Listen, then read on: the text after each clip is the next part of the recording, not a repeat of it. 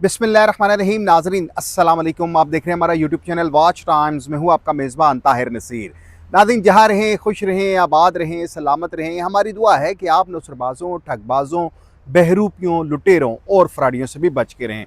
नाज़रीन, world investment के नाम से एक और कंपनी मार्ज़ वजूद में आई है जहाँ पर लोग धड़ाधड़ इन्वेस्टमेंट कर रहे हैं, उसके ऊपर बात करेंगे। लेकिन आज का जो प्रोग्राम होगा अलोरिया कॉस्मेटिक्स के ऊपर होगा। अलोरिया कॉस्मेटिक्स वो कंपनी थी जो कराची बेस्ड थी और इसके जो मालिक थे शमशाद थे। अब वहाँ पे इन्होंने, अब देखिए, जो कॉस्मेटिक्स होती है बुनियादी तौर पर कॉस्मेटिक्स तो जो ख़वातीन होती हैं उनका सामान होता है, जिसमें क्रीमें होती हैं, लिपस्टिक होती है, नेल पॉलिश होती है, जो भी एसेसरीज होती हैं ख़वातीन की। अलोरिया कॉस्मेटिक्स के डायरेक्टर सेल्स थे कराची में, जिनका नाम था, मैंने गुज़श्ता वीलॉग में बताया था कि वो एक बहुत अच्छी शख्सियत है, लेकिन मालूम नहीं पड़ रहा कि वो इन कामों में क्यों पड़ गए।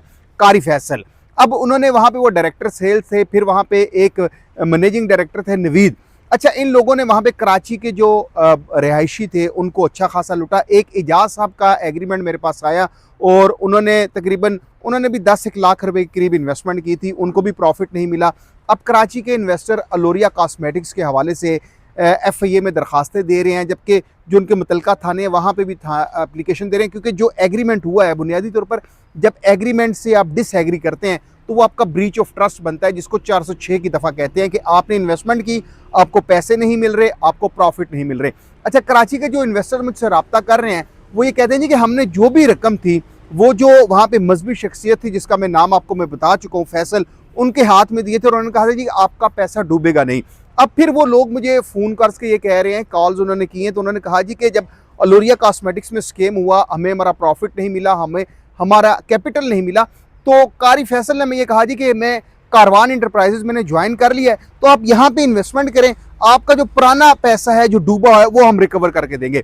अब कारवान वाले भी आपको देख लें कि जो उसके मालिक हैं नवीद सरफराज, उन्होंने भी विड्रॉ बंद कर दिए हैं। लोगों को तिफल तसलियाँ दी जा रही हैं। कराची में जो उन्होंने स्कैम करना था, कराची में स्कैम करने के बाद ये लाहौर में आ गए, लाहौर में आके इन्होंने ऑफिस ओपन किया। लेकिन क्योंकि जो वॉच टाइम्स के प्लेटफॉर्म पर हम आवाज़ बुलंद करें, तो अब जो इन्वेस्टर्स हैं वो होशियार हो चुके हैं, क्योंकि हम तो सिर्फ एक ही बात नाज़रीन कहते हैं कि security exchange commission of Pakistan का ये लॉ है कि कोई भी कंपनी क्राउड फंडिंग लेगी तो उसके पास मुजारबा का लाइसेंस होना लाजमी है। लेकिन यहाँ पे कंपनीज SEC में रजिस्टर्ड होती हैं, 8-10 हज़ार रुपये देती हैं, उसके बाद इन्वेस्टमेंट लेती हैं जो गैर कानूनी है। और हमारी किसी के साथ कोई ज़ाती लड़ाई है नहीं, हम तो सिर्फ आवाम को अवेयरनेस फराहम करते हैं।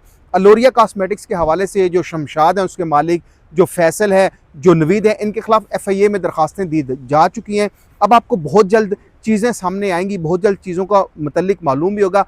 कारवान इंटरप्राइजेज़ के हवाले से, क्योंकि जो फैसल हो गया, नवीद हो गया, इन्होंने जिन लोगों को, कराची के इन्वेस्टर्स को कारवान में लगाया था कि आप यहाँ पे इन्वेस्टमेंट करें, वहाँ पे भी लोगों ने 50-50 लाख रुपया, 30-30 लाख रुपए की इन्वेस्टमेंट किया, वहाँ पे भी उनके साथ स्कैम हो चुका है। और अब देखिएगा इंशाल्लाह बहुत जल्द फैसल हो गया, नवीद हो गया, जो आपका कारवान वाले नवीद सरफराज बसरा हो गया, या आपका सफियान चीमा हो गया, बहुत जल्द कानून की गिरफ्त में होंगे, क्योंकि लोग अब दरखास्तें देना शुरू हो चुके हैं। अगर आप भी कारवान के इफेक्टी हैं या अलोरिया कॉस्मेटिक के इफेक्टी हैं, तो आप बज़ीर कमेंट्स हमारे से रब्ता करें। आपके पास जो भी एविडेंस है आप हमें प्रोवाइड करें, इंशाल्लाह हम आपके लिए भी आवाज़ बुलंद करते रहेंगे। तो खुदारा किसी भी कंपनी में सरमायाकारी मत करें, तमाम कंपनियां फ्रॉड हैं। अगले प्रोग्राम तक के लिए अपने मेज़बान ताहिर नसीर को इजाज़त दीजिए। अल्लाह हाफिज़।